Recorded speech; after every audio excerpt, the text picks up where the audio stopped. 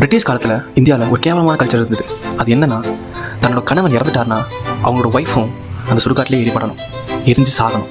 இப்படிப்பட்ட கல்ச்சர் அது. இதை பார்த்துட்டு ஒருத்தர் கொந்தளிச்சு போய் நிறைய போராட்டம் செய்ய ஆரம்பிச்சாரு. புரட்சி மட்டும் இல்லாமல் இந்த கல்ச்சரை எப்படியாவது தடை பண்ணணும்னு சொல்லிட்டு பிரிட்டிஷ் கவர்மெண்ட்டுக்கும் மனு கொடுக்க ஆரம்பிச்சாரு. 1829 இந்த சதிங்கிற கேவலமான சட்டம் லார்ட் வில்லியம் பென்டிங் என்கிற ஒரு பிரிட்டிஷ் கவர்மெண்ட் ஆளால தடை செய்யப்பட்டது. இதற்கு முக்கிய காரணம் ராஜாராம் மன்மோகன் ராய். இவர் அதோட விடாம பெண்களுக்கு தெளிவு கிடைக்கணும், அதற்காக பெண்களுக்கு கல்வி ரொம்ப அவசியம் சொல்லிட்டு அந்த போராட்டத்திலையும் இவர் முக்கிய பங்காற்றினார்.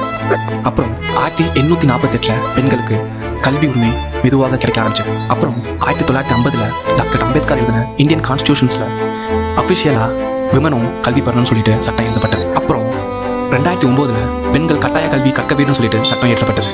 இந்த மாதிரி ரியல் ஹிஸ்ட்ரி அப்புறம் ரியல் பீப்பிளை பற்றி தெரிஞ்சுக்கணும்னா இப்போவே நம்ம சேனலை சப்ஸ்கிரைப் பண்ணிக்கோங்க.